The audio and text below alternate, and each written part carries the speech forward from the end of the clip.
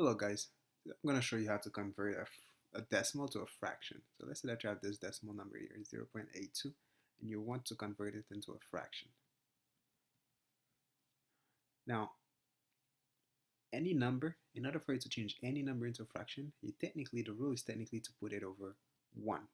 So that means any number, it doesn't matter if it's 3, to change it into a fraction, you put it over 1. Doesn't matter if it's 4.5, to change it into a fraction, you put it over 1. But unfortunately, a fraction, you cannot have a decimal on top here or a decimal on the bottom.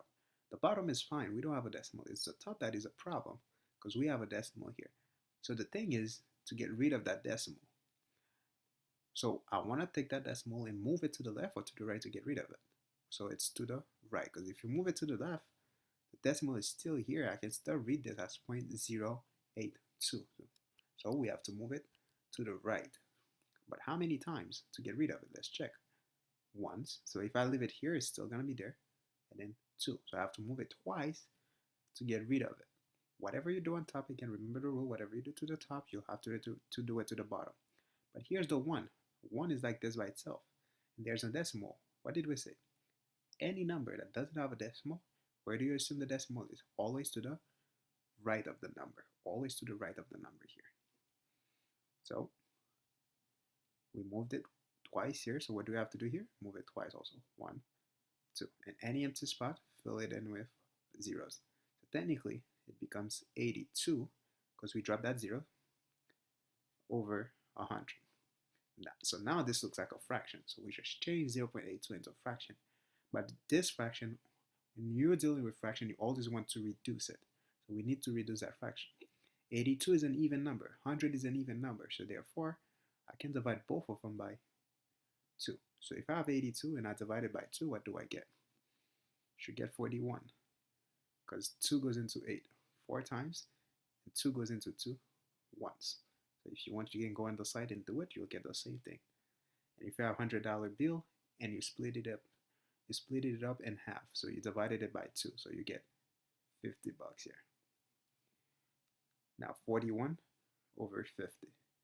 So that's your final answer because we can no longer reduce this fraction here. Now, let's look at another example. Let's say that you have 4.75 and you want to convert this into a fraction. When you want to do this, forget about this part of the number. Only look at the decimal part here, because the decimal part is the one that is a problem. It's the one that you want to change into a fraction. So we're going to do the 0.75. We're going to change it into a fraction the same way. We're going to put it over 1. Here's a decimal point here. There's no decimal point for this number. We always assume it's to the right of the number. How many times I need to move this so I can get rid of it? 2 times to the right. Once, 2. How many times I have to move this to? 2 times. 1, 2. Because whatever I do on top, I do it to the bottom. Any empty spot, fill it in with zeros. So now I have 75 over 100.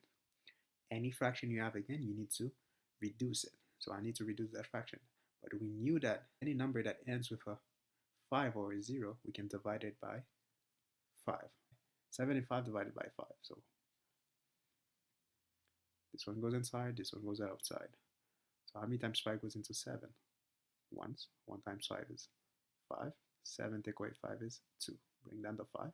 How many times 5 goes into 25? 5 times. 5 times 5 is 25. So 25 take away. So 75 divided by 5 give us 15.